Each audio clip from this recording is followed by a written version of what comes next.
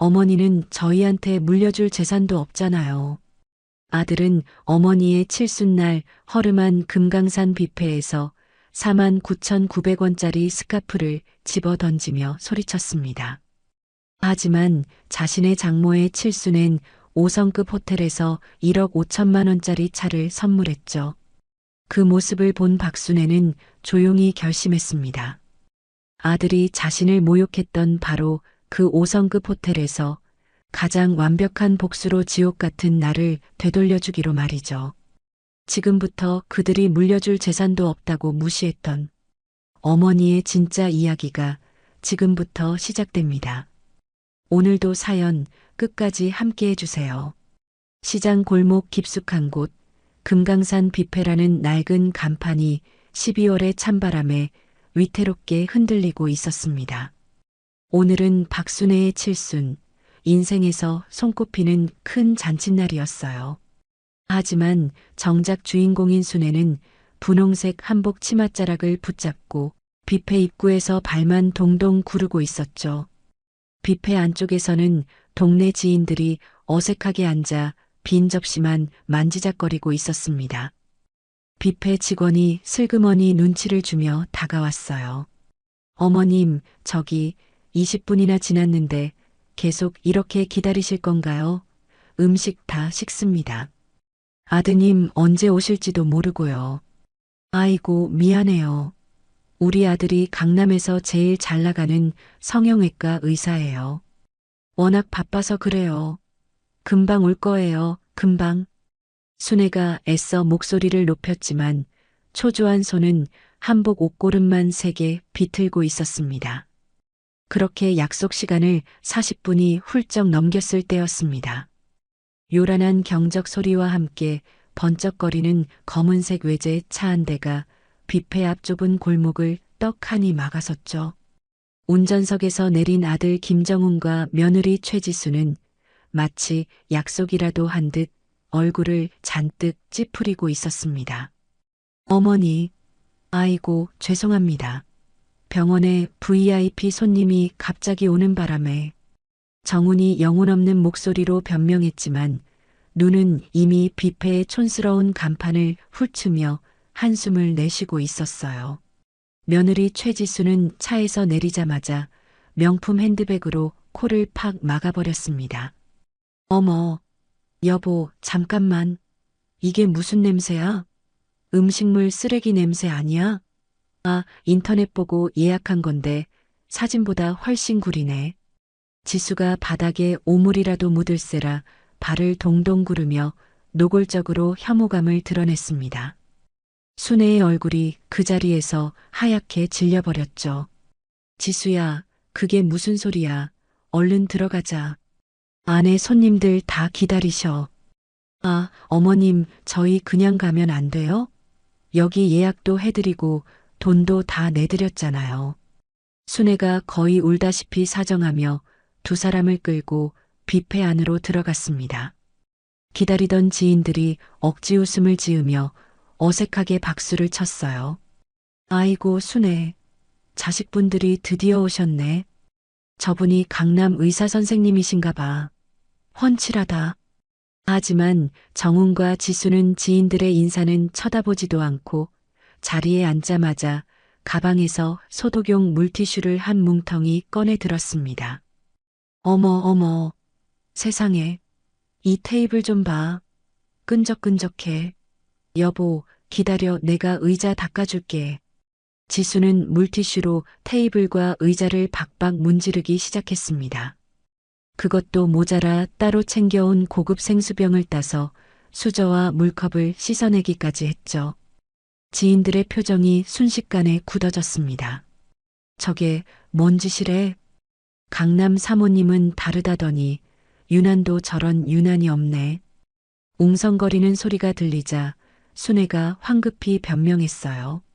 아이고, 우리 며느리가 아들 병원 일을 돕다 보니까 그 깔끔병이 도져서 그래요. 이해 좀 해주세요. 그때 순애의 오랜 친구인 옆집 할머니 순덕이 떨리는 목소리로 잔을 들고 일어났습니다. 자자, 우리 순애. 남편 일찍 보내고 저 아들 하나 의사 만들려고 새벽 4시부터 20년을 넘게 반찬 가게에서 순덕 할머니가 눈시울을 붉히며 감동적인 축사를 이어갔지만 정우는 테이블 밑으로 휴대폰을 보며 누군가와 메시지를 주고받느라 실실 웃고 있었습니다. 정훈아, 너희 어머니 고생하신 거. 순덕의 축사가 계속 이어지고 있을 때 순애가 보다 못해 옆구리를 쿡 찔렀지만 정우는 아, 왜요? 하며 오히려 짜증을 냈습니다. 민망하게 축사가 끝나자 정훈이 그제야 생각났다는 듯 작은 백화점 쇼핑백을 테이블 위로 툭 던졌습니다. 아, 맞다. 어머니 선물이요. 칠순 축하드려요. 순애의 얼굴이 순간 환해졌어요. 아이고, 이런 걸 뭐하러 준비했어. 바쁠 텐데. 고맙다, 아들아.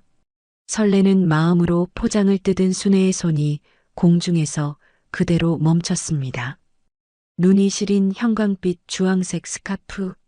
누가 봐도 땡처리 매대에서나 팔 법한 촌스러운 디자인이었죠. 심지어 가격표를 급하게 떼어낸 자리에 세일가 49,900원 스티커 자국이 선명하게 남아 있었습니다. 모든 지인들의 시선이 그 스티커 자국으로 향하는 것이 느껴졌어요. 어머, 색깔 참 곱다. 꼭 단품 같네. 순애는 황급히 선물 상자를 닫고 마이크를 집어들었습니다. 오늘 제 칠순 잔치에 와주셔서 감사합니다. 시작이 늦어져 죄송하고요. 음식 식기 전에 얼른 드세요. 순애가 눈물을 삼키며 억지로 웃으려 노력했습니다. 30분쯤 지났을까요? 지수가 지훈의 옆구리를 쿡쿡 찌르며 조용히 속삭이기 시작했습니다. 여보, 우리 8시 청담동 예약 잊었어? 지금 출발해도 늦겠어. 정훈도 황급히 휴대폰을 주머니에 찔러 넣었습니다. 아, 맞다. 어머니, 저희가 저녁에 아주 중요한 약속이 있어서요. 먼저 일어나야겠습니다. 뭐, 벌써? 아니, 이제 막 갈비찜 나온다고 했는데 밥 한 숟갈도 제대로 안 먹고. 순애가 다급하게 매달렸지만 지수는 이미 뷔페 문을 향해 걸어가고 있었습니다. 어머님, 칠순 정말 축하드리고요. 저희는 이만 가볼게요. 다들 맛있게 드세요. 지수가 보란 듯이 손만 까딱 흔들며 나가버리자 정훈도 어쩔 수 없다는 듯 따라 나갔습니다. 다음에 제가 제대로 밥 사드릴게요. 싸늘한 정적만이 뷔페 안에 무겁게 가라앉았습니다. 문 밖에서는 아들의 검은색 외제차가 부앙 하는 요란한 배기음을 내며 좁은 골목을 빠져나가는 소리가 아득하게 들렸어요. 지인들은 서로 눈치만 보다가 하나둘 가방을 챙겼습니다. 순애야, 우리도 그만 가볼게. 칠순 정말 축하해. 아드님이 정말 바쁘시네. 허허. 손님들이 모두 떠나고 순애는 텅 빈 테이블에 홀로 앉아 있었습니다. 뷔페 사장이 차마 발길이 떨어지지 않는 듯 남은 갈비찜을 검은 비닐봉지에 담아 내밀었어요. 어머님, 이거라도 싸가세요. 아드님 드린다고 제일 좋은 부위로 부탁하셨는데. 그 말에 순애는 끝내 참았던 눈물을 터뜨리고 말았습니다. 아들 의사 만든다고 악착같이 살아온 지난 세월이 야속하기만 했습니다. 며칠 전 갓진 동네 찐빵을 사들고 아들 집에 갔을 때가 떠올랐죠. 어머님, 이런 불량식품을 왜 사오시는 거예요? 이거 길거리에서 파는 거 아니에요? 세균 덩어리. 지수는 순애가 보는 앞에서 찐빵 봉지를 통째로 음식물 쓰레기통에 처박아 버렸습니다. 쓰레기통에 처박힌 찐빵, 그리고 오늘 받은 형광색 스카프가 순애의 머릿속을 마구 헤집어 놓았습니다. 순애는 차가운 버스 정류장 의자에 앉아 아들이 던져준 49,900원짜리 스카프를 목에 둘렀습니다. 12월의 밤바람이 살을 애는 듯 차가웠지만 아들 의사 만들고 남은 것이라곤 이 촌스러운 스카프 한 장과 뼛속까지 시린 굴욕감뿐이었죠. 악몽 같던 칠순잔치가 끝나고 며칠이 지났습니다. 순애는 집에 혼자 앉아 있자니 속이 답답해서 견딜 수가 없었습니다. 결국 그녀는 무거운 발걸음을 옮겨 동네 노인정으로 향했습니다. 노인정 마당에서는 이미 할머니 대여섯 분이 모여 왁자지껄 윷놀이판을 벌이고 있었어요. 그 중에서도 목소리가 제일 큰 순애의 오랜 친구 오숙자가 그녀를 발견하고는 손뼉을 쳤습니다. 어머머, 순애야, 칠순 잔치 잘했어? 내가 딸이랑 해외여행 다녀오느라 못 갔잖아. 미안해. 근데 칠순 잔치를 어디서 한 거야? 강남 의사 아들이 삐까뻔쩍하게 해줬지? 숙자가 호들갑을 떨며 자기 옆자리를 팡팡 내리쳤습니다. 순애는 속이 쓰렸지만 애써 입꼬리를 끌어올리며 자리에 앉았습니다. 아유, 뭘 그냥 우리끼리 조촐하게 밥 한 끼 먹었어. 조촐해? 아이고, 이 겸손한 사람. 근데 순애야, 너희 사돈 칠순 잔치도 진짜 대박이었더라. 그때 옆에 있던 다른 할머니가 쌈 싸먹던 상추를 내려놓으며 끼어들었습니다. 아니, 어디서 했길래 대박이요? 아니, 글쎄요. 어제 우리 딸이 더 해븐 호텔에서 찍은 사진 보내줬는데 아주 입이 떡 벌어지던데. 순애는 좋겠네. 사돈댁 칠순을 이렇게 화려하게 해줬으면 지 엄마 칠순은 오죽했겠냐고. 순애의 얼굴이 그 자리에서 하얗게 굳어버렸습니다. 사돈 칠순이요? 그게 무슨 어제였다고? 순애가 떨리는 목소리로 되묻자 숙자가 뭐가 그리 신나는지 무릎을 탁 쳤습니다. 어머, 얘 웬일이니? 너 몰랐어? 우리 딸이 내 며느리 지수랑 친하잖아. 어제 SNS에 난리가 났었다는데 내 아들 정훈이가 장모님 칠순 잔치를 아주 그냥 무슨 여왕님 대접하듯 해줬던데. 뭐라고? 자, 봐봐. 내가 사진도 받아놨지. 숙자가 신이 나서 핸드폰을 순애 눈앞에 들이밀었습니다. 화면에는 수백 개의 크리스탈이 샹들리에처럼 쏟아져 내리는 화려한 호텔 연회장 사진이 눈앞에 펼쳐졌습니다. 수백 명이 넘는 하객들이 최고급 코스 요리를 앞에 두고 앉아 있었죠. 순애는 사흘 전 10명 남짓 모여 앉아 식어 빠진 잡채를 뒤적이던 금강산 뷔페의 누런 형광등 불빛을 떠올렸습니다. 숙자가 손가락으로 화면을 휙 넘겼습니다. 이것 봐. 며느리 지수랑 사돈 어른이야. 어머, 한복에 저 반짝이는 것 좀 봐. 저거 다 보석 아니니? 여기서 잔치한 거 다 합치면 우리 아파트 전세금은 나오겠다. 사진 속 며느리 지수는 눈부신 비단 한복을 입고 그녀의 엄마 윤혜경은 값비싼 분홍색 한복을 입고 활짝 웃고 있었습니다. 순애는 자기도 모르게 며칠 전 입었던 몇 번이나 꿰맨 자국이 선명한 자신의 낡은 분홍 한복을 떠올렸습니다. 가슴이 쿵 하고 내려앉았죠. 아이고, 순애야. 이게 진짜야. 넌 기절하지 마라. 숙자가 흥분해서 소리를 지르며 다음 사진을 넘겼습니다. 그 사진을 보는 순간 순애는 숨이 멎는 것 같았습니다. 말끔하게 최고급 정장을 차려입은 아들 김정훈이 활짝 웃는 장모 윤혜경에게 번쩍거리는 자동차 키를 건네고 있었습니다. 저거 제네시스 G90 아니야. 우리 사위가 저거 산다고 1억 5천 줬다는데. 옆에 있던 할머니의 외침에 순애의 눈앞이 노래졌습니다. 1억 5천만 원짜리 자동차. 그리고 자신에게는 세일 스티커 자국이 선명한 49,900원짜리 형광색 스카프. 온몸의 피가 발끝으로 차갑게 곤두박질 치는 기분이었습니다. 세상에. 정훈이가 장모님한테도 저렇게 잘하네. 차를 척척 사주고.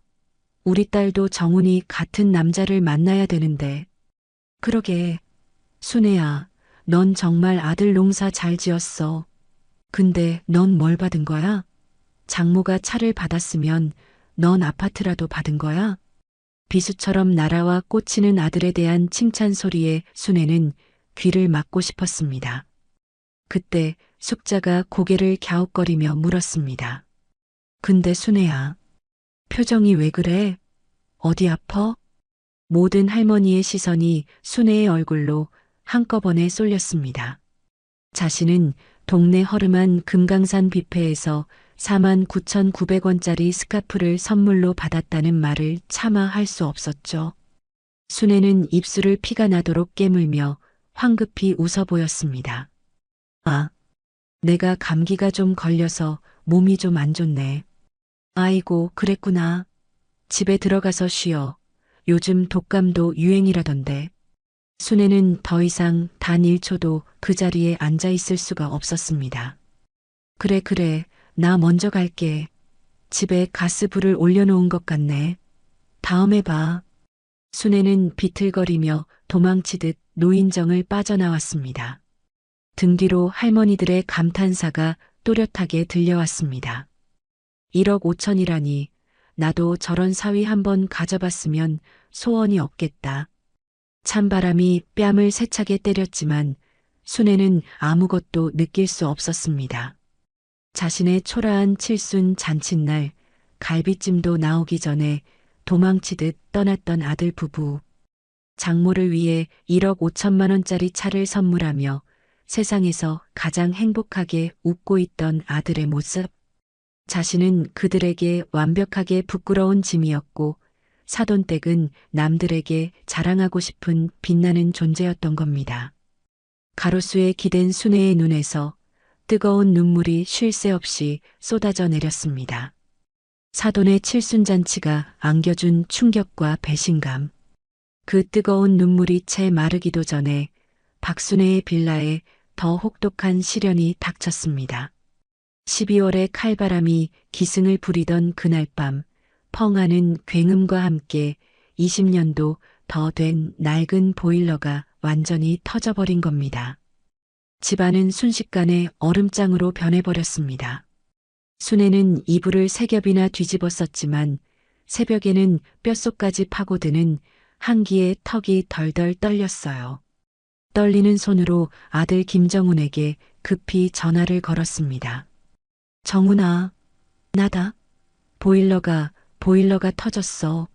지금 집이. 어머니, 지금 VIP 고객 수술 중이라 바빠요. 30분 뒤에 다시 전화드릴게요. 정우는 다급한 순애의 말을 끊어버리고는 전화를 뚝 끊어버렸죠. 하지만 30분이 지나도 1시간이 지나도 아들에게서는 전화 한 통 오지 않았습니다. AS 센터에 겨우 전화를 연결했지만 돌아온 대답은 절망적이었습니다. 어르신, 지금 보일러 터진 집이 한두 군데가 아니에요. 빨라도 3일은 기다리셔야 합니다. 3일이요? 이 추위에 나더러 얼어 죽으라는 소리예요? 죄송합니다. 임시 난방기구라도 구해보세요. 이불 속에서 덜덜 떨던 순애의 머릿속에 몇 년 전 아들이 무심하게 뱉었던 말이 스쳐 지나갔습니다. 병원 개원할 때 VIP 환자분이 선물로 준 고급 전기 히터가 있는데 쓸 데가 없어서 창고에 그냥 처박아뒀어요.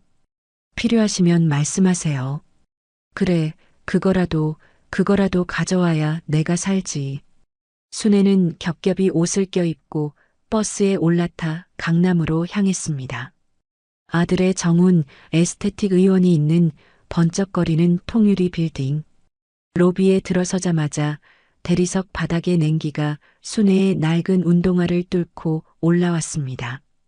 병원 문을 열고 들어서자 화려한 유니폼을 입은 젊은 여직원 2명이 대놓고 그녀를 위아래로 훑어봤습니다.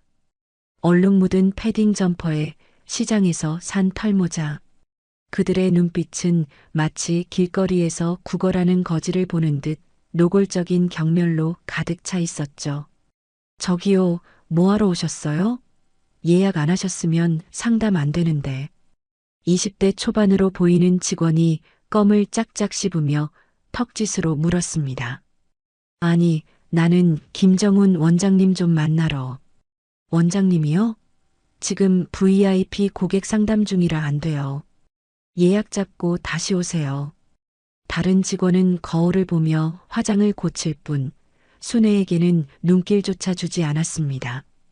두 사람은 순애가 바로 앞에 앉아 있는데도 자기들끼리 킥킥거리며 수다를 떨기 시작했습니다. 언니, 오늘 저녁에 청담동 콜?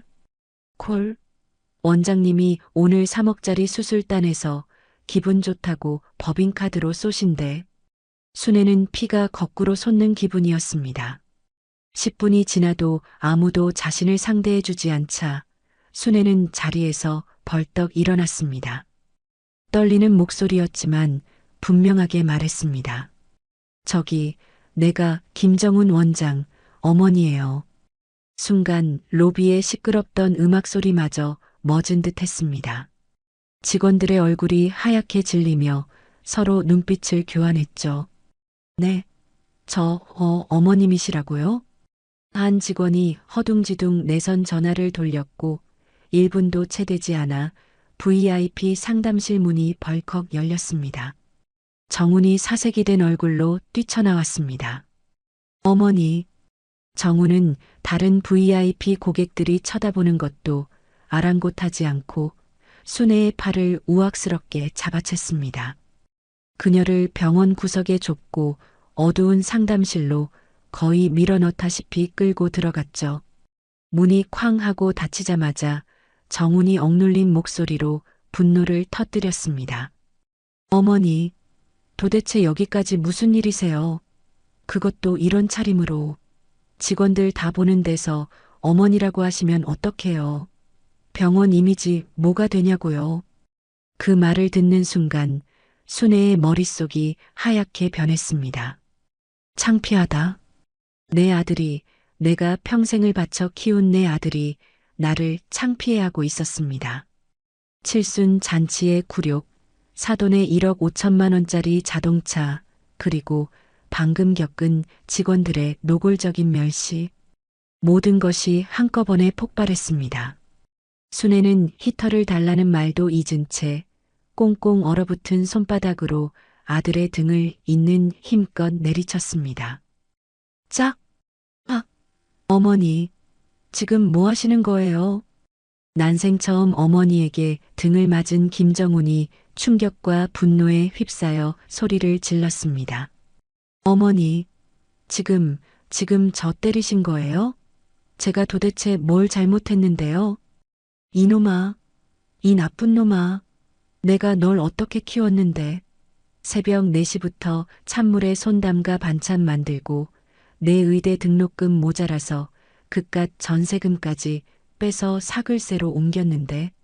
순애의 떨리는 목소리에도 70평생 쌓인 서러움이 실려 나왔습니다. 그리고 보일러 터져서 얼어 죽게 생겼다고 전화했는데 넌 전화 한 통이 없어? 사돈 칠순애는 1억 5천짜리 차를 사주면서 이 어미는 49,900원짜리 스카프가 다야? 순애가 울부짖는 바로 그 순간이었습니다. 상담실 문이 벌컥 열리며 며느리 최지수가 들어왔습니다. 여보, 무슨 일이야? 밖에서 소리 다 들려. 지수는 방 안의 순애를 발견하고는 얼굴을 순식간에 굳혔습니다. 노골적인 짜증이 가득한 얼굴이었죠. 어머님, 여긴 뭐하러 오셨어요? 저희 지금 바쁜데 전화로 이야기하시지. 그 얼음장보다 차가운 말투에 박순애의 마지막 남은 이성의 끈이 툭 하고 끊어져 버렸습니다. 정우는 그 상황에서 오히려 적반하장으로 눈을 부릅떴습니다. 그럼 어쩌라고요? 어머니, 제발 현실을 좀 보세요. 현실을. 정훈이 상담실이 떠나가라 소리쳤습니다. 장인어른이 VIP 고객들 줄줄이 소개해 주시는 거 모르세요? 이 병원이 지금 이 강남 한복판에서 버티는 게 다 처가 덕분이라고요. 순애가 믿을 수 없다는 표정으로 아들을 바라봤습니다. 정훈아, 너 지금 무슨 소리를 하는 거야? 사실을 말씀드리는 거잖아요. 어머니가 저한테 구체적으로 해준 게 대체 뭐가 있는데요? 의대 등록금, 그거 몇 푼 보태준 거 말고 뭐가 있냐고요. 병원 개원할 때 단돈 100만 원이라도 보태주셨어요? 순애가 경악했습니다. 내가 너한테 해준 게 없어? 그럼요. 지수 아버님은 병원 자금에 VVIP 고객 리스트까지 챙겨주시는데 어머니는요? 순애가 피가 거꾸로 솟는 심정으로 겨우 입을 열었습니다. 내가 너를 낳고 의대 보내고. 아, 그게요? 그건 이 세상 부모라면 당연히 해야 할 일 아닌가요? 그게 뭐 대단한 벼슬이에요? 정훈의 잔인한 말에 순애가 기가 막혀 숨조차 쉬지 못했습니다. 바로 그 순간 김정훈이 그동안 숨겨왔던 가장 잔인하고 이기적인 본심을 내뱉었습니다. 솔직히 말씀드릴까요, 어머니? 정훈이 자신의 어머니를 차갑게 내려다보며 말했습니다. 어머니는 저희한테 물려줄 재산도 없잖아요. 그 곰팡내 나는 낡은 빌라 한 채 말고는 아무것도. 그 말은 날카로운 비수가 되어 순애의 심장을 그대로 관통했습니다. 온몸에 피가 식어버렸고 다리에 힘이 풀려 그 자리에 얼어붙고 말았죠. 정훈아, 너 지금. 벽에 기대어 있던 최지수가 팔짱을 끼고 혀를 차며 나섰습니다. 어머님, 정훈 씨 말이 맞잖아요. 아직도 모르셨어요? 솔직히 어머님이 저희한테 도움되는 게 뭐가 있냐고요. 창피하게 이런데 불쑥불쑥 찾아오시고. 지수야, 너. 제 아버지는 건설회사 사장님이세요. 이 병원 운영에 실질적인 도움을 주시는 분이라고요. 어머님은 뭐가 있으세요? 비교가 된다고 생각하세요? 지수의 말에 정훈이 고개를 끄덕이며 거들었습니다. 어머니, 제발 현실을 인정하세요. 저희도 사회적 지위가 있고 병원 이미지가 중요하다고요. 제발 좀 돌아가 주세요.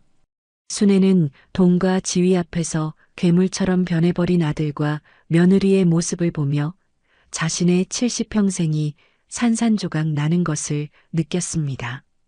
새벽부터 밤늦게까지 40년을 넘게 희생한 세월이 그들에게는 아무것도 아닌 것이 되어버렸죠. 순애의 눈에서 뜨거운 눈물이 흘러내리자 지수가 질색팔색을 했습니다. 어머님, 여기서 우시면 어떡해요. 그 얼굴로 나가면 환자들이 오해한다고요. 그만하시고 돌아가세요. 히터는 사람 시켜서 보내드릴 테니까. 아들은 여전히 보일러가 터진 집보다 병원 이미지만 걱정했습니다. 순애는 더 이상 눈물을 흘리지 않았습니다. 대신 꽁꽁 얼어붙은 손등으로 눈물을 닦아냈습니다. 그리고 얼음보다 더 차가운 표정으로 아들과 며느리를 번갈아 보며 말했습니다. 알겠다. 단 한마디였습니다. 그 말에는 모든 것을 포기한 절망과 동시에 무언가를 단단히 결심한 의지가 담겨 있었죠. 어머니? 정훈이 갑자기 싸늘하게 변한 어머니의 분위기에 당황했습니다. 하지만 순애는 더 이상 아무 말도 하지 않고 상담실 문을 열고 나갔습니다. 어머님, 이 스카프는 가져가셔야죠. 지수가 뒤에서 소리쳤지만 순애는 뒤돌아보지 않았습니다. 로비를 가로지르는 순애를 향한 직원들의 경멸 어린 시선도 이젠 아무렇지 않았습니다. 차가운 12월의 바람이 뺨을 때렸지만 그녀의 마음은 이미 그 바람보다 더 차갑게 얼어붙어 있었습니다. 엘리베이터를 기다리며 순애는 아들이 내뱉은 말을 되새겼습니다. 물려줄 재산도 없잖아요. 엘리베이터 문이 열렸을 때 순애의 눈에는 슬픔 대신 차가운 결의가 이글거리고 있었습니다. 보일러가 터져 얼음장 같은 낡은 빌라. 하지만 이 방 안의 냉기보다 더 차가운 것은 바로 아들에게 버림받은 그녀의 마음이었죠. 무릎 담요를 덮고 덜덜 떨던 순애 씨의 눈에서 흐르던 눈물이 어느 순간 차갑게 굳어버렸습니다. 이건 슬픔이 아니었어요. 지독한 분노가 그녀의 온몸을 휘감았습니다. 순애가 자리에서 벌떡 일어났습니다. 그녀는 방 한구석, 20년은 좋게 넘어 보이는 낡은 자개장롱으로 향했어요.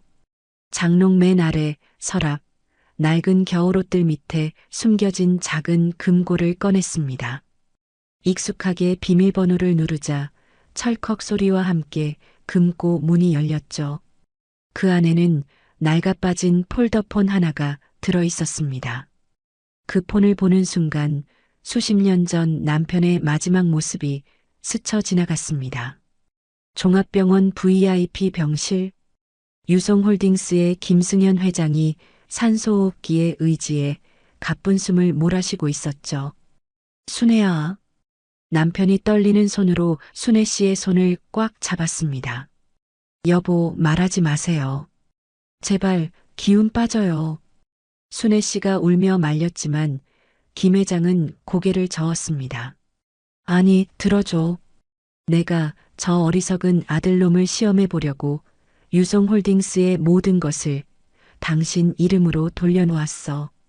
네, 여보, 그게 무슨 소리예요? 회사가 어떻게... 곁에 그림자처럼 서 있던 장기철 실장이 고개를 숙였습니다. 회장님 말씀이 맞습니다. 모든 법적 절차는 5년 전에 끝났습니다. 대한민국 최대 지주회사 유성홀딩스의 실소유주는 박순애 회장님입니다. 김 회장이 마지막 힘을 쥐어짜 말했습니다. 하지만 나는 자신이 없어요. 그 회사의 존재를 아는 순간 정훈이가 어떻게 변할지 뻔히 보이잖아요.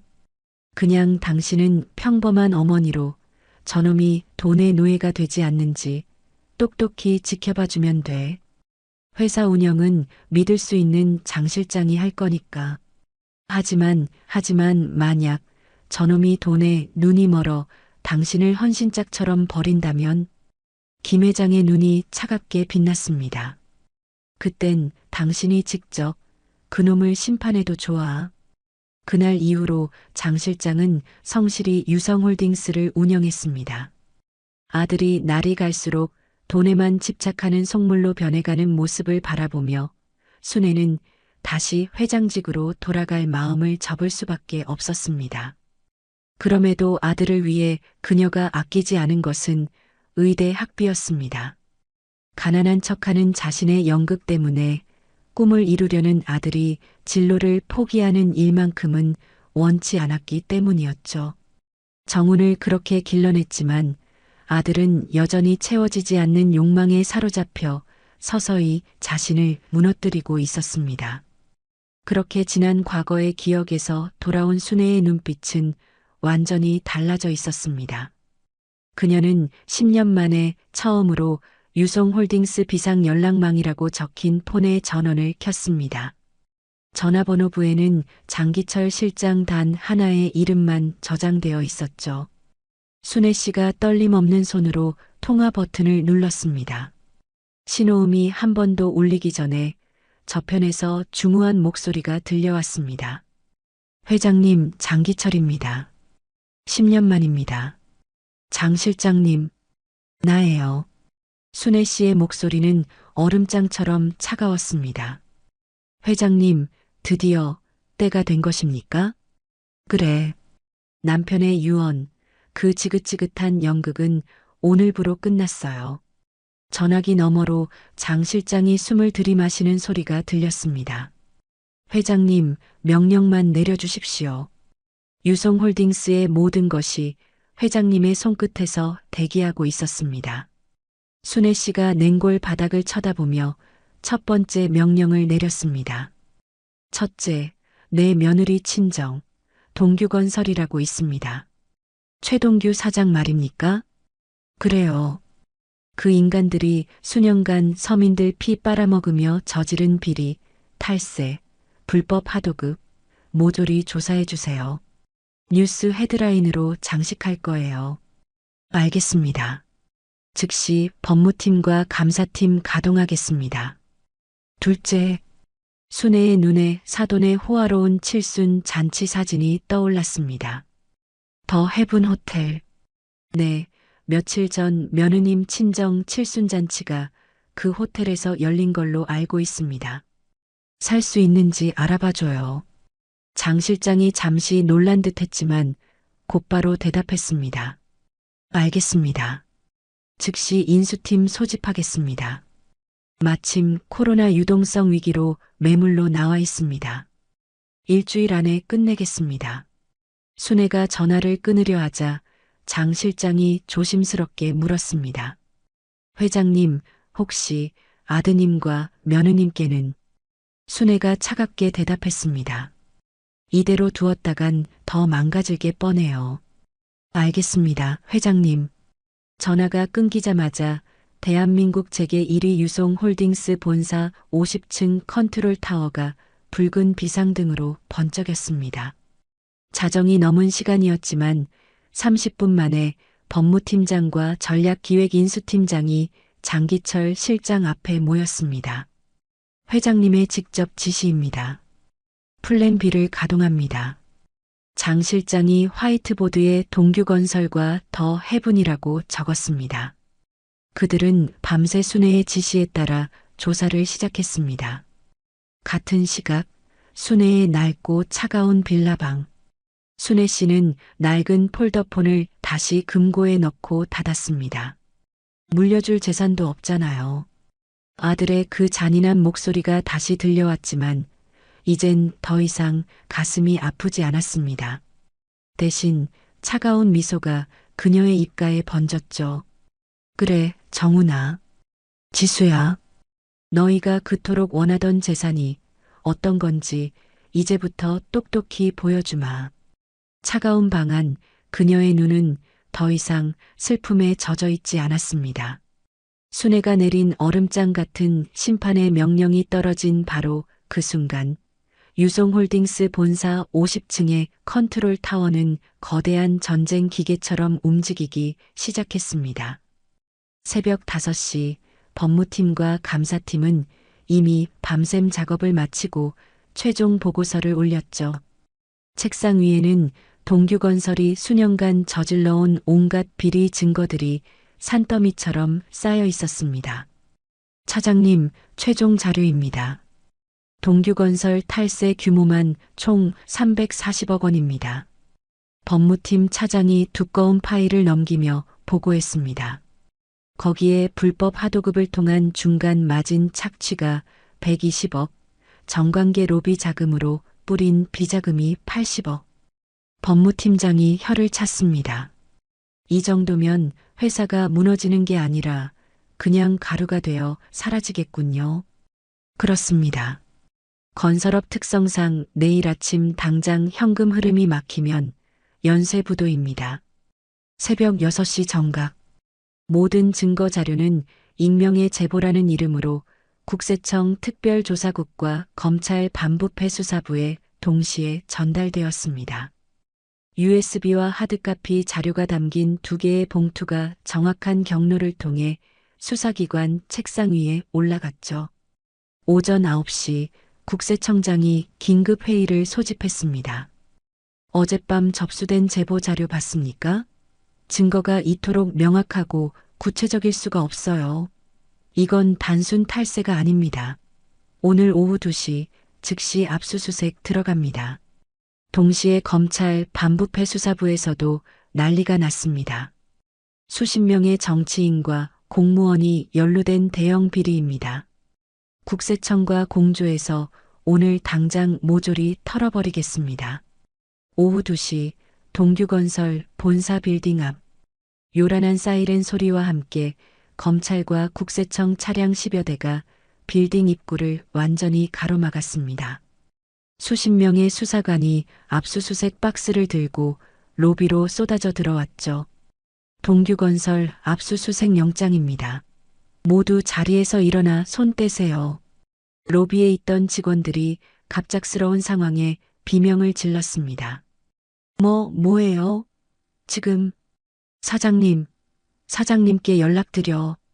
하지만 수사관들은 이미 엘리베이터를 타고 펜트하우스에 있는 최동규 사장실로 향했습니다.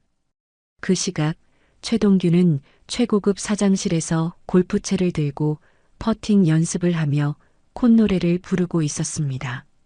쾅! 문이 거칠게 열리고 수사관들이 들이닥쳤습니다. 최동규 씨, 탈세 및 횡령, 정치자금법 위반 혐의로 긴급 체포합니다. 뭐라고? 너희들 지금 누군 줄 알고 짓거리는 거야. 당장 내 변호사, 최동규가 골프채를 떨어뜨릴 새도 없이 그의 손목에 차가운 수갑이 찰컥하고 채워졌습니다. 이거 안 나? 이거 나. 이 자식들아. 내가 누군지 알아.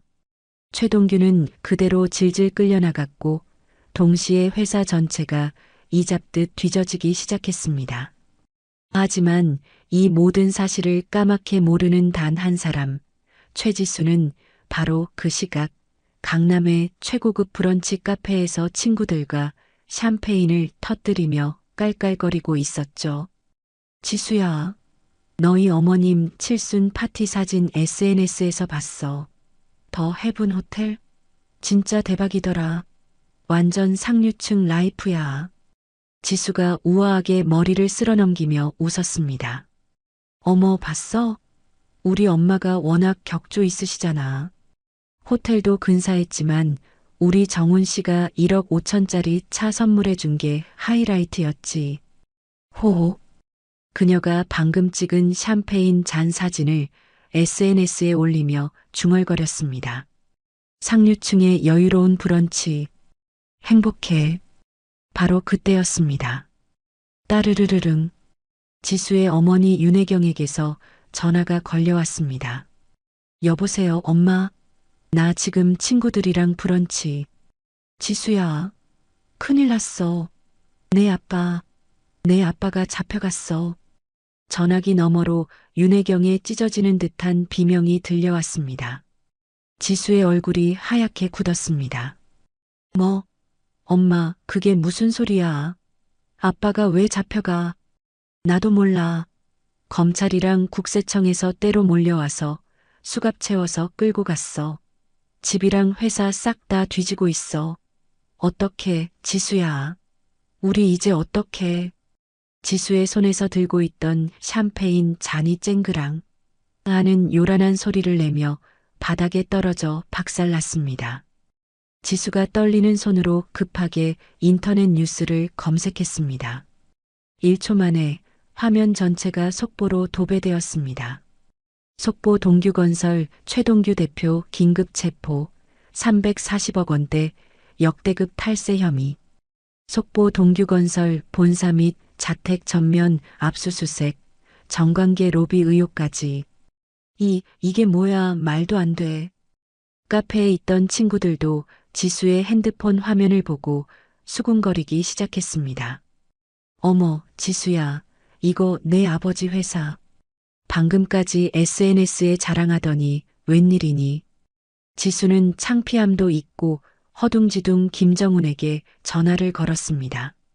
여보, 큰일 났어. 우리 아빠가 잡혀갔대. 뉴스에 나왔어. 병원에서 VIP 환자에게 레이저 시술을 하던 김정훈도 깜짝 놀라 소리쳤습니다. 뭐라고? 장인어른이 왜? 김정훈이 급하게 인터넷을 검색하자 그의 얼굴이 사색이 되었습니다.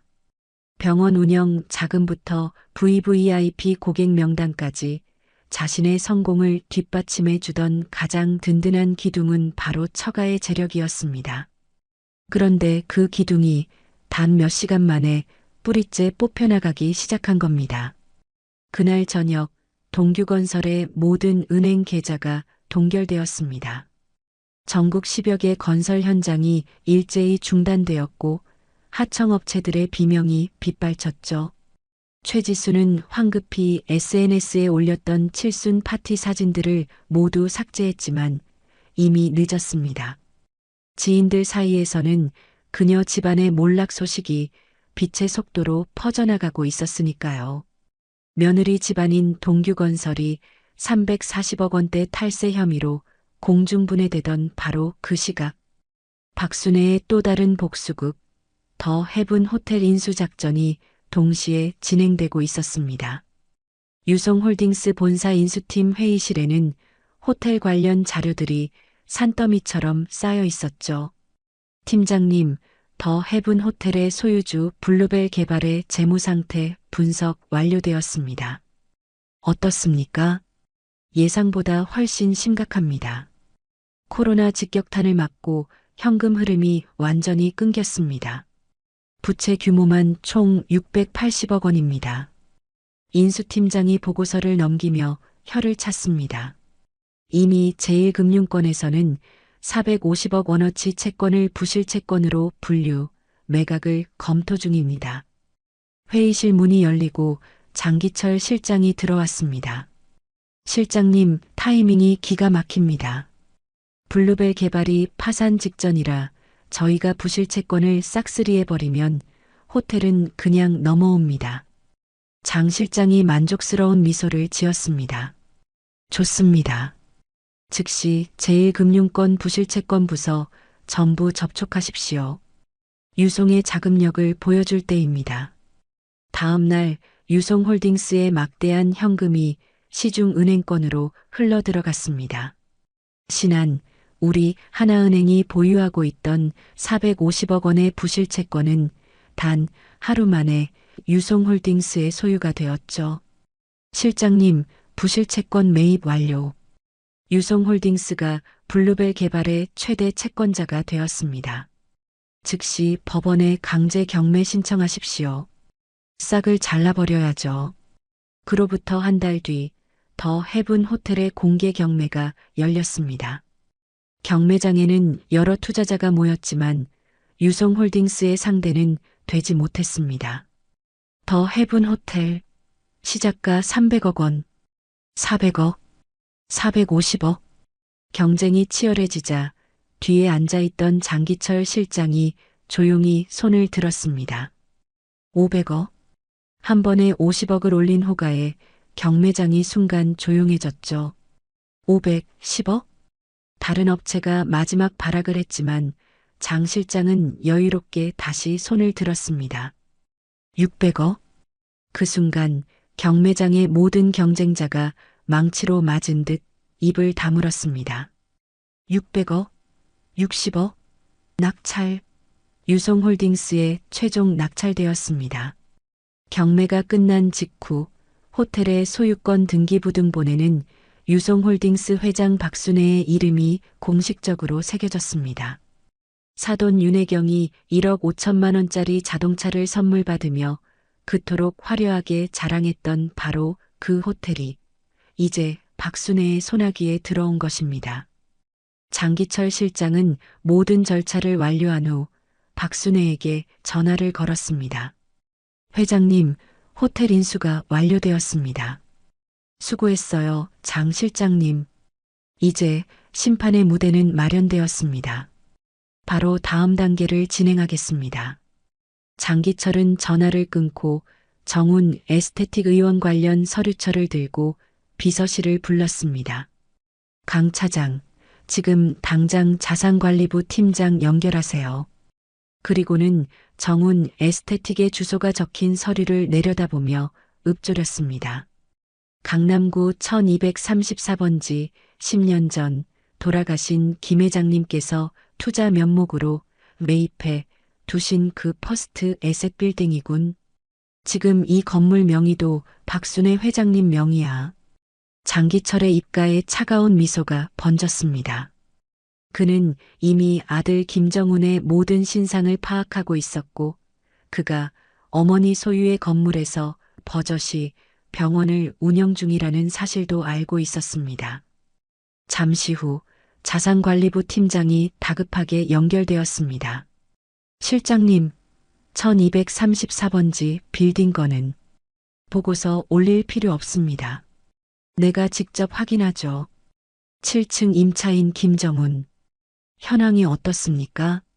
자산관리부 팀장의 목소리가 떨리기 시작했습니다. 그게 실장님, 3개월 전부터 내용 증명을 보냈습니다만 본론만 말하세요. 7층 임차인 김정훈이 1년 전에 VIP 진료실을 만든다는 명목으로 옥상 테라스를 무단 점거 30평 규모의 불법 증축을 감행했습니다. 현재 구청에서도 시정명령이 장기철이 서류를 넘기며 물었습니다. 임대료는? 그것도 처가댁인 동규건설이 무너진 시점과 정확히 일치합니다. 이번 달까지 정확히 3개월 4,500만 원이 연체되었습니다. 장기철이 기가 막힌 듯 웃었습니다. 완벽하군요. 자기 어머니 건물에 불법 증축을 하고 임대료도 안 내면서 그 모욕을 줬단 말이군요. 이것보다 더 좋은 명분은 없겠습니다. 그는 즉시 박순애에게 이 모든 사실을 최종 확인 보고했습니다. 회장님 예상대로입니다. 아드님이 운영하는 병원 회장님 소유의 그 건물에서 무허가 증축에 임대료까지 석 달이나 밀렸습니다. 전화기 너머로 순애의 차가운 웃음소리가 들려왔습니다. 그랬군요.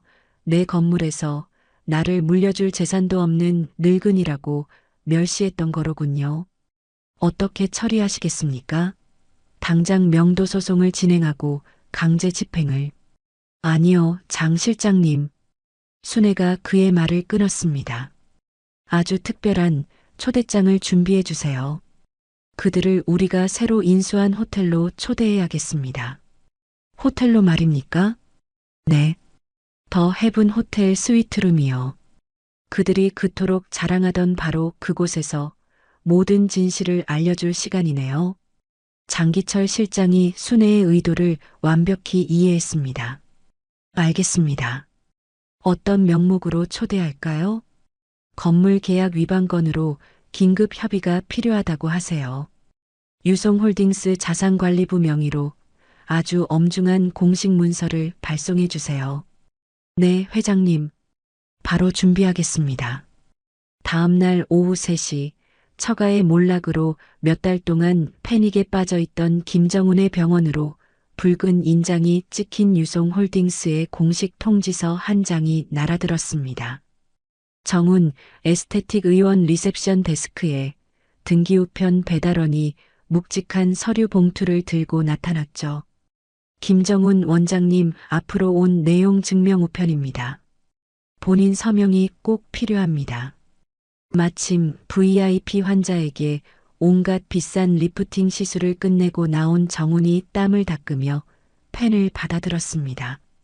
발송인 란에는 유송홀딩스 자산관리부라는 생전 처음 보는 이름과 함께 붉은색 법인 인장이 섬뜩하게 찍혀 있었습니다. 유송홀딩스? 뭐지? 건물 관리 업체가 바뀌었나?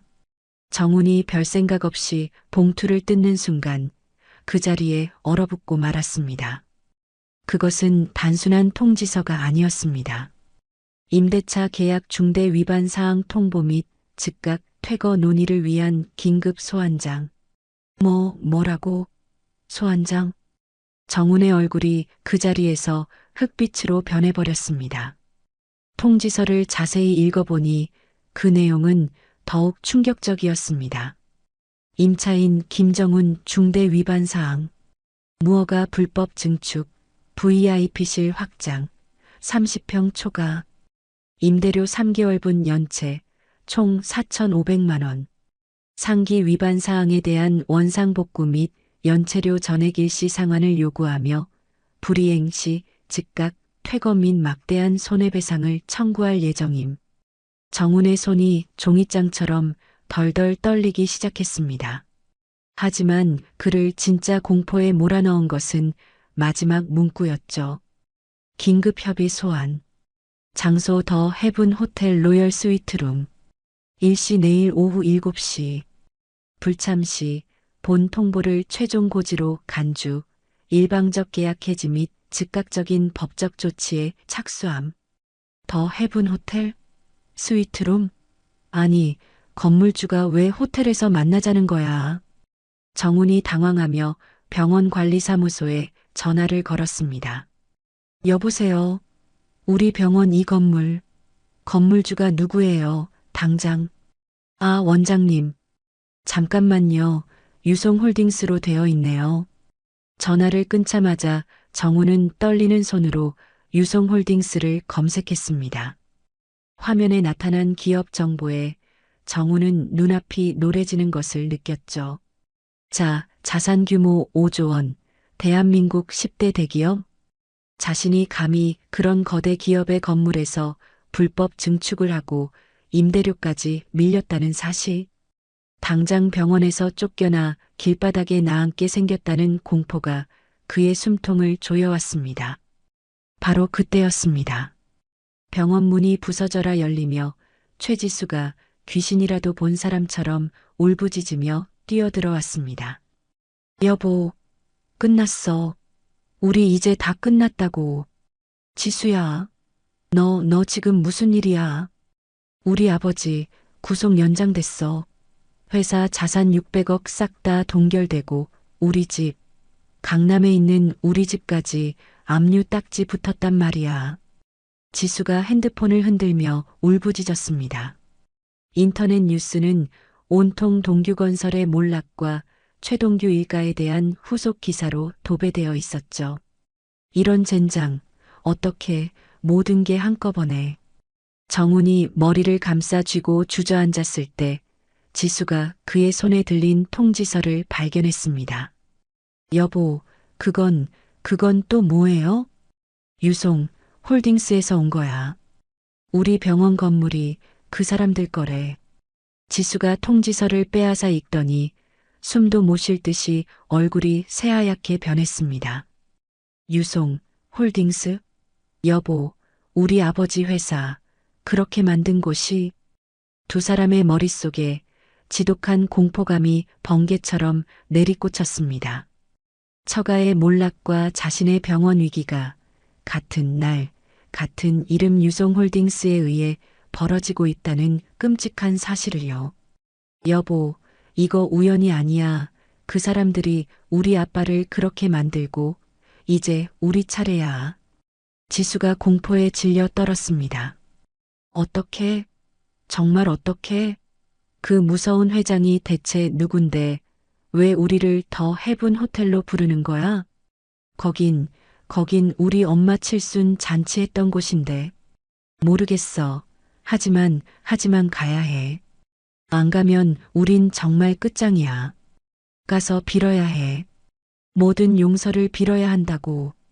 다음 날 저녁 김정훈과 최지수는 마치 장례식장에 가듯 검은색 정장을 차려입고 더 해븐 호텔에 도착했습니다.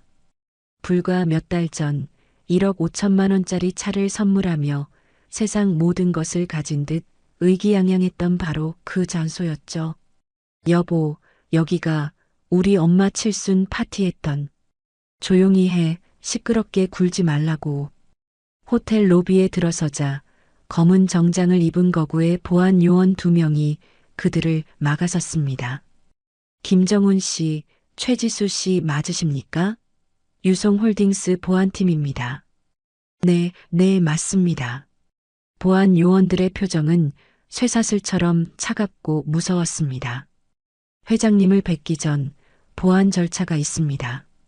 핸드폰을 비롯한 모든 통신기기를 이쪽 바구니에 넣어 주십시오. 네. 아니, 병원에서 응급 전화가 올 수도.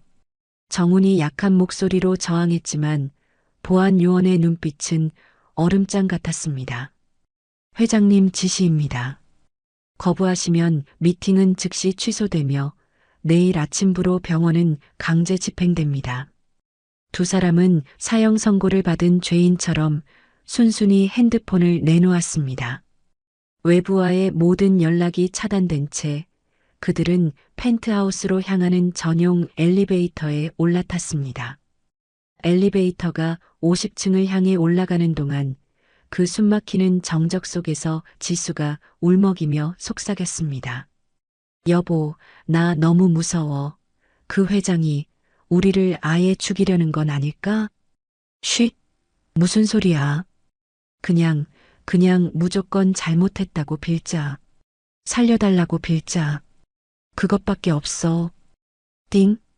마침내 최고층 엘리베이터 문이 열리자 호화롭다 못해 위압감이 느껴지는 복도가 나타났습니다. 보안 요원이 스위트룸의 거대한 황금색 문 앞까지 그들을 안내했습니다. 회장님께서 기다리고 계십니다. 들어가시죠.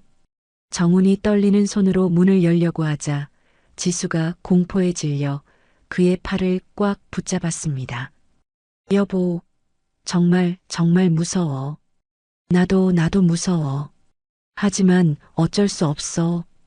두 사람은 마치 사형장으로 끌려가는 죄인처럼 서로의 차가운 손을 굳게 잡고 덜덜 떨리는 손으로 그 거대한 문을 밀었습니다. 그 문이 천천히 열리는 순간 김정훈과 최지수는 그 자리에 숨이 멎는 듯 얼어붙었습니다. 거대한 통유리창 너머로 서울 도심의 야경이 발 아래 카페처럼 깔려 있었고 그 야경을 등지고 박순애가 앉아 있었습니다. 시장에서 입던 낡은 분홍 한복이 아니었습니다. 흐르는 듯한 최고급 네이비 실크 정장, 목에는 수천만 원을 호가하는 진주 목걸이, 손목에는 다이아몬드가 세팅된 시계가 번쩍였습니다. 그녀의 옆에는 그림자처럼 장기철 실장이 태블릿 PC를 든 채 공손히 서 있었죠. 몇 달 전 금강산 뷔페에서 구석에 처박혀 있던 초라한 늙은이의 모습은 어디에도 없었습니다. 어머, 언니? 김정훈이 귀신이라도 본 듯 떨리는 목소리로 겨우 입을 열었습니다. 하지만 박순애는 표정 하나 변하지 않고 벌레를 보듯 차갑게 그들을 내려다봤습니다. 그때 장기철 실장이 한 걸음 앞으로 나오며 정훈의 말을 가로막았습니다. 김정훈 씨, 최지수 씨, 처음 뵙겠습니다. 유송홀딩스 비서실장 장기철입니다. 장 실장이 정중하지만 얼음장 같은 목소리로 말했습니다. 그리고 이분은 당신의 어머니이기 이전에 당신이 3개월치 임대료 4,500만 원을 연체한 그 강남 빌딩의 소유주이십니다. 정훈과 지수의 눈동자가 지진이라도 난 듯 흔들렸습니다. 장 실장이 말을 이었습니다. 또한 당신들이 그토록 자랑스럽게 여겼던 며느님의 부모님 칠순잔치 장소인 이 더 헤븐 호텔의 신임 회장이시자 대한민국 재계 10위 유송홀딩스의 실소유주 박순애 회장님이십니다. 그 말을 듣는 순간 두 사람의 뇌가 정지된 듯 하얗게 질렸습니다. 뭐라고요? 이게 무슨 개똥 같은 소리지? 여보, 나 지금 꿈꾸는 것 같은데? 최지수가 먼저 히스테리적으로 소리를 질렀습니다. 아니, 그럼 우리 아빠 회사는 그럼 뭐예요? 당신들이 무슨 짓을 한 거야? 장기철 실장이 태블릿 PC 화면을 톡 하고 켰습니다. 동규건설의 340억 원대 탈세 증거와 비자금 내역. 모두 저희 유송법무팀에서 수집해 검찰에 넘겼습니다. 이미 모든 것이 끝났다는 뜻입니다. 당신들이?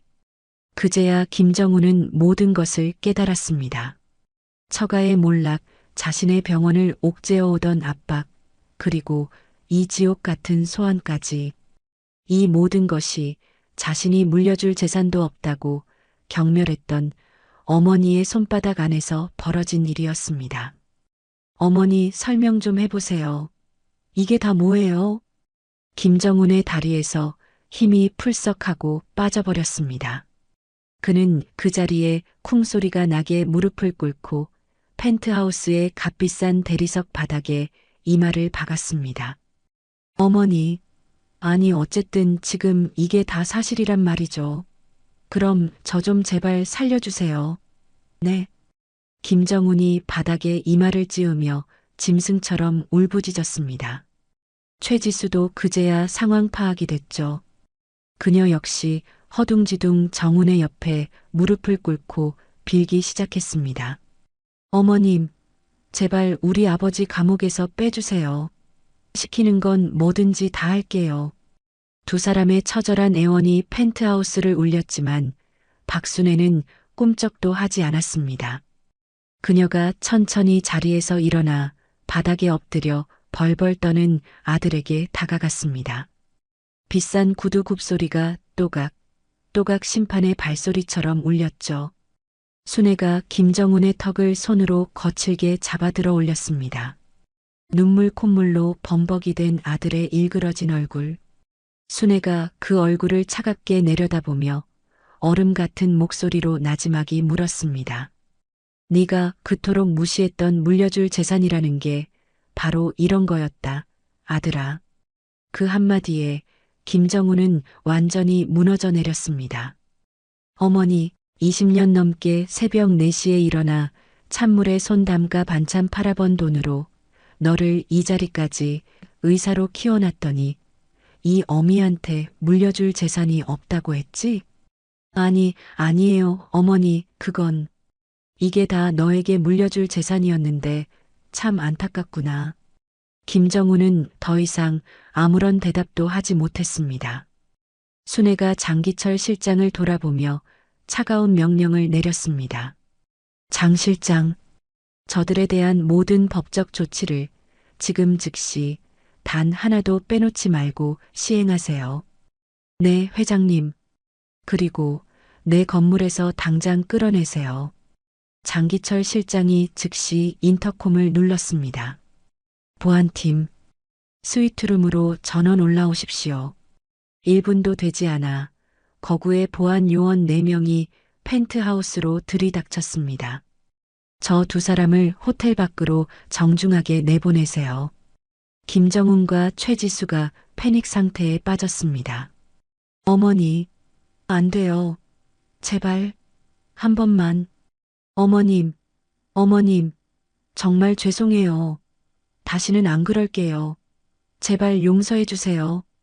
보안 요원들이 2사람의 팔을 우악스럽게 붙잡고 질질 끌고 가기 시작했습니다. 나. 어머니, 내가 잘못했어요. 김정훈이 끌려나가면서도 필사적으로 소리쳤지만 박순애는 창밖의 야경을 바라본 채 뒤돌아보지도 않았습니다. 정말 마지막이에요. 제발 한 번만 더 기회를, 으악. 정훈 씨, 여보. 쾅. 스위트룸의 육중한 문이 닫히고 한동안 복도에서 2사람의 처절한 울부짖음이 아득하게 들려왔습니다. 화려한 서울의 야경이 통유리창에 반짝였지만 순애의 마음은 그 어느 때보다 차갑게 식어 있었습니다. 장기철 실장이 조심스럽게 다가와 말했습니다. 회장님, 이제 모든 것이 끝났습니다. 순애가 천천히 돌아섰습니다.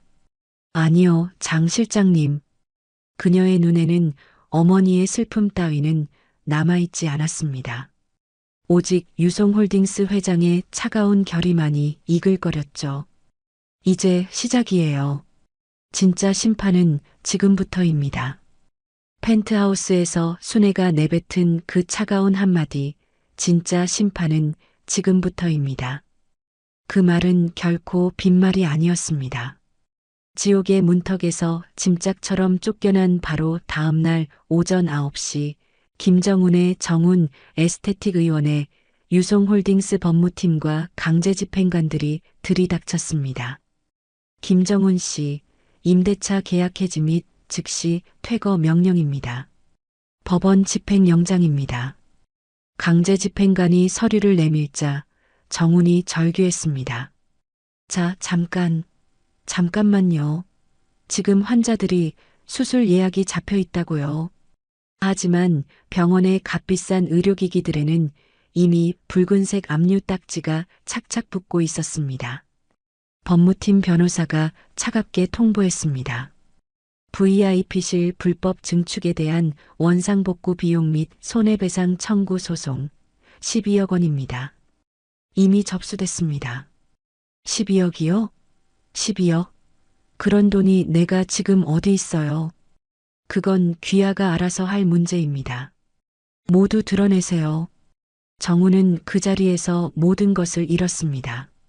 수년간 피땀 흘려 사실은 처가 돈으로 쌓아 올린 병원, 비싼 기계들, VIP 환자 명단까지 모든 것이 하루아침에 신기루처럼 사라졌죠.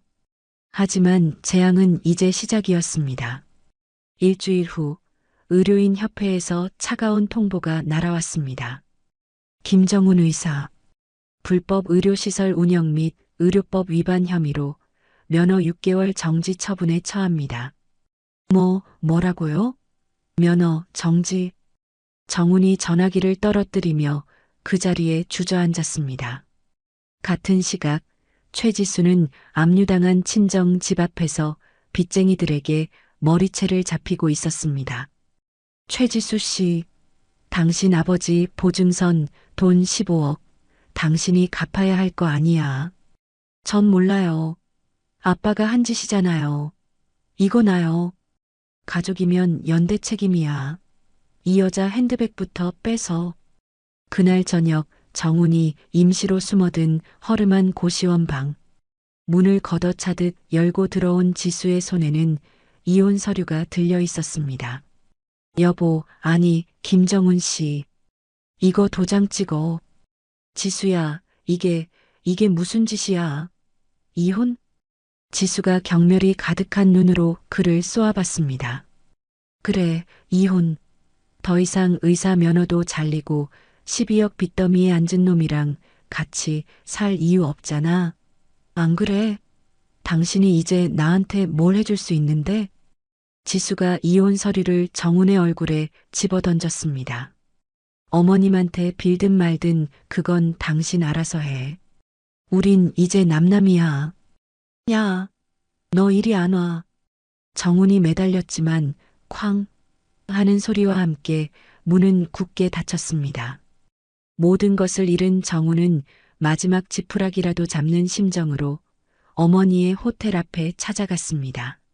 어머니, 저 왔어요. 정훈이에요. 어머니. 호텔 로비에서 자신의 어머니를 애타게 불렀지만 아무런 대답도 없었습니다. 어머니, 제가 잘못했어요. 제가 정말 죽을 죄를 지었어요. 제발 한 번만 만나주세요. 정훈은 보안팀의 손에 이끌려 호텔 밖으로 내동댕이 쳐졌습니다. 그렇게 정훈의 마지막 희망마저 그렇게 끊어졌습니다. 그로부터 6개월 후 박순애는 더 해븐 호텔 정문에 섰습니다. 그녀의 지시로 그 화려했던 더 해븐 호텔 현판이 내려오고 있었습니다.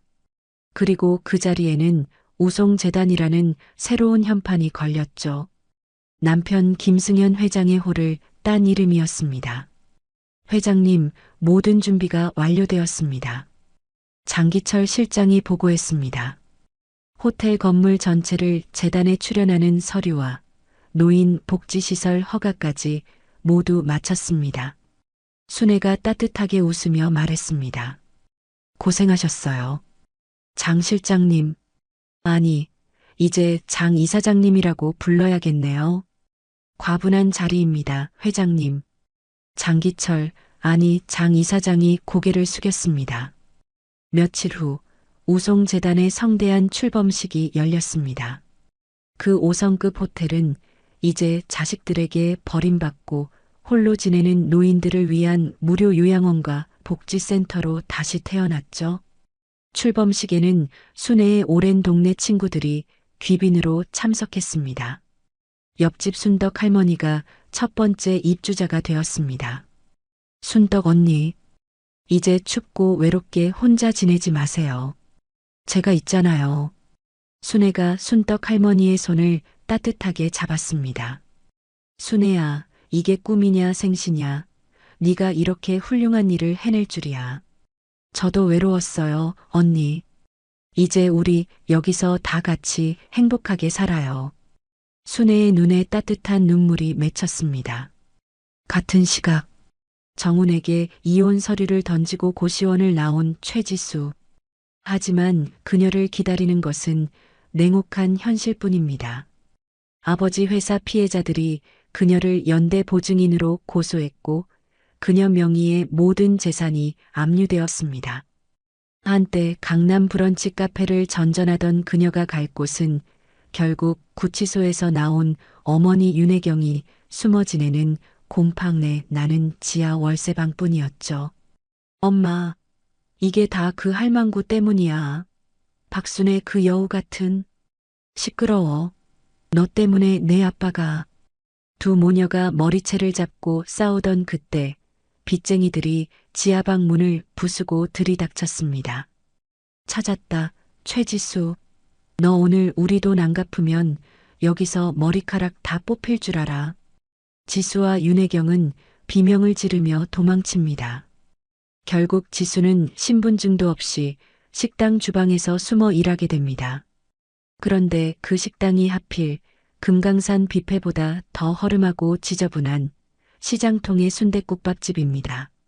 한때 물티슈로 테이블을 닦던 그녀가 이제는 손님들이 뱉어놓은 깍두기와 돼지뼈를 치우는 신세가 되었습니다. 야, 거기 새로운 아줌마. 뭐해? 손님이 물 달라잖아. 빨리 안 가? 주방 이모의 호통에 지수가 놀라 물주전자를 들고 뛰어갔습니다. 죄송합니다. 아줌마, 근데 얼굴이 왜 이렇게 낯이 익어? 혹시 저번에 SNS에서 난리 났던 그 동규건설 딸내미 아니야? 한 손님이 지수의 얼굴을 알아보고는 비웃기 시작했죠. 지수의 얼굴이 하얗게 질렸습니다. 맞네. 맞아. 사기꾼 집안. 내 아빠 때문에 우리 오빠 공사대금 다 날렸어. 이 나쁜 년. 손님들이 지수를 둘러싸고 욕을 하며 머리채를 잡습니다. 지수는 뜨거운 국밥 그릇들 사이로 내동댕이 쳐지고 손님들이 뱉은 침과 음식물 쓰레기 속에 파묻혔죠. 잘못했어요. 살려주세요. 한때 불량식품, 세균 덩어리라며 찐빵을 쓰레기통에 처박았던 그녀는 이제 그 쓰레기통보다 더 더러운 바닥에서 울부짖고 있습니다. 바로 그 시각, 김정우는 지방의 한 요양병원에서 걸레질을 하고 있었습니다. 6개월 후 의사 면허가 정지가 풀렸지만 아무도 그를 받아주는 병원은 없었습니다. 지금 그가 할 수 있는 일은 청소와 잡일 뿐이었죠. 어이, 김정훈 씨, 거기 103호 화장실 바닥에 오줌 자국 그대로잖아. 의사였다고 뺀질거리지 말고 똑바로 닦으라고. 젊은 간호조무사의 날카로운 호통에 정훈이 허리를 숙였습니다. 죄송합니다. 금방 다시 닦겠습니다. 점심시간 요양병원 구석 식당에서 혼자 식판을 비우던 정훈의 눈에 벽에 걸린 TV 뉴스가 들어왔습니다. 자식에게 버림받은 노인들을 위한 우송재단이 오늘 출범해 큰 화제입니다. 박순의 이사장은 개인 재산 전부를 사회에 환원하며 정훈의 손이 그대로 멈췄습니다. TV 화면에는 믿을 수 없는 모습의 어머니가 있었습니다. 우아하고 기품 있는 한복을 입고 수많은 기자 앞에서 당당하게 인터뷰하는 모습이었죠. 저 역시 자식에게 깊은 상처를 받은 어머니 중 한 명입니다. 저와 같은 아픔을 가진 어르신들과 함께 새로운 가족이 되어 행복하게 살고 싶습니다. 철컥. 김정훈의 손에서 수저가 바닥으로 떨어졌습니다. 어머니? TV 속의 박순애는 그가 기억하던 곰팡내 나던 빌라의 초라한 어머니가 아니었습니다. 당당하고 우아하며 무엇보다 너무나 행복해 보였습니다. 어머니, 김정훈의 눈에서 뜨거운 눈물이 쏟아져 내렸습니다. 그제야 그는 깨달았습니다. 자신이 버린 것은 물려줄 재산이 아니라 어머니 그 자체였다는 것을, 세상에서 가장 소중한 사람을 그깟 돈과 체면 때문에 짐승처럼 내팽개쳤다는 것을. 어머니, 제가 정말 잘못했어요. 김정훈은 식당 바닥에 주저앉아 어린아이처럼 오열했습니다. 하지만 이제는 너무 늦어렸다는 걸 그도 알고 있었으니까요. 시간은 3년이 흘렀습니다. 강산이 바뀌는 시간 동안 많은 것이 변해 있었죠. 박순애의 우송재단은 대한민국에서 가장 영향력 있는 노인 복지재단이 되었습니다. 더 헤븐 호텔이었던 건물은 이제 돈 없고 의지할 곳 없는 노인들의 마지막 천국으로 불리고 있었습니다. 그날은 우송재단이 지방에 낙후된 요양원 10곳에 의료 장비를 기증하는 날이었습니다. 장기철 이사장이 순애에게 직접 동행을 요청했습니다. 회장님, 이번에 지원하는 은빛 요양원이 김정훈 씨가 근무하는 곳입니다. 순애의 표정이 순간 굳었지만 그녀는 말없이 고개만 끄덕였습니다. 알겠습니다. 가보죠. 강원도 산자락에 위치한 낡은 은빛 요양원. 최고급 세단이 멈춰서고 박순애가 우아한 정장 차림으로 내렸습니다. 요양원 원장이 허리를 90도로 숙이며 그녀를 맞이했죠. 아이고, 회장님, 이 누추한 곳까지 정말 영광입니다. 원장님, 고생이 많으십니다. 저희가 약속한 의료기기들입니다. 순애가 장 이사장과 함께 복도를 걷던 그때였습니다. 저쪽 복도 끝에서 허름한 흰 가운을 입은 한 남자가 휠체어를 탄 할머니에게 웃으며 담요를 덮어주고 있었습니다.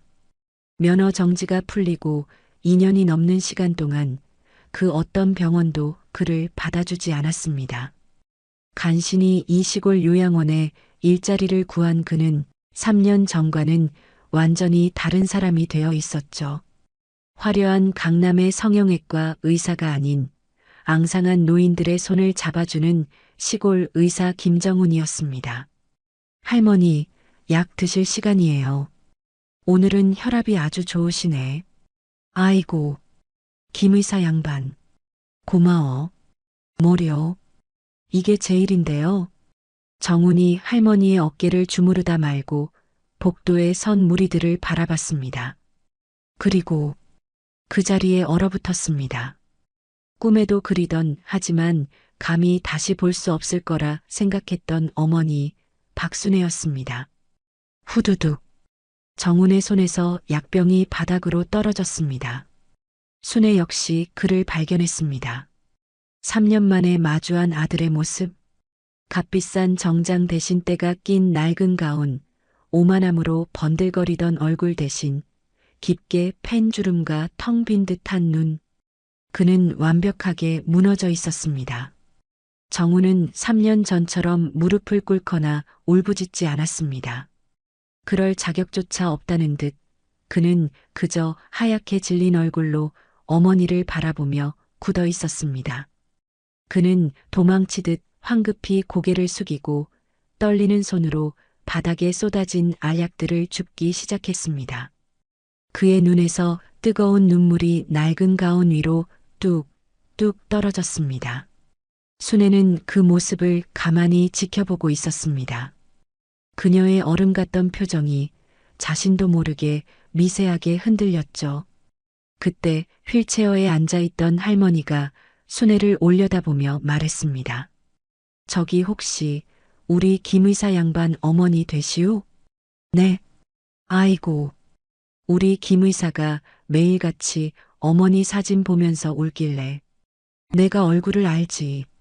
저 양반 3년 전에 여기 와서 죽은 사람처럼 축 처져 있더니 요새는 우리 늙은이들 말벗도 돼주고 조금씩 살아나고 있다오. 할머니가 정훈의 곁으로 다시 가서 등을 토닥였습니다.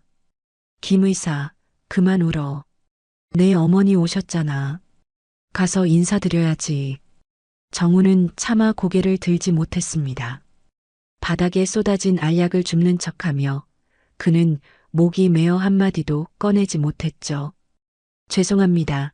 죄송합니다. 할머니, 약 다시 가져올게요. 정훈은 어머니에게 눈길 한 번 더 주지 못하고 도망치듯 약을 주워들고 복도 반대편으로 사라졌습니다. 순애는 아들이 사라진 복도 끝을 한참이나 바라봤습니다. 장 이사장이 조용히 다가왔습니다. 회장님, 안으로 드시죠. 장 이사장님. 네, 회장님. 저기 원장님께. 이 요양원에 제일 급한 게 뭔지 추가로 목록을 더 받으세요. 알겠습니다, 회장님. 순애는 더 이상 아들이 사라진 쪽을 돌아보지 않고 차갑게 발걸음을 옮겼습니다. 하지만 요양원을 나와 차에 올라타는 순간 그녀는 3년 만에 처음으로 아들을 위해 눈물을 흘렸습니다. 그것은 완벽한 용서의 눈물은 아니었습니다. 진짜 의사가 된 아들을 보며 흘리는 만감이 교차하는 눈물이었습니다. 용서의 씨앗은 그렇게 3년 만에 처음으로 차가운 땅에 뿌려졌습니다. 오늘 이야기 어떠셨나요? 혹시 끝까지 함께 해주신 분이 계시다면 잘 들었다고 댓글 하나만 남겨주세요. 여러분에게도 따뜻하고 빛나는 날들이 찾아올 거예요. 구독과 좋아요는 다음 이야기를 이어가는 큰 힘이 됩니다. 지금까지 오늘도 사연이었습니다. 더 깊고 따뜻한 이야기로 다시 찾아뵐게요. 편안한 하루 보내세요. 감사합니다.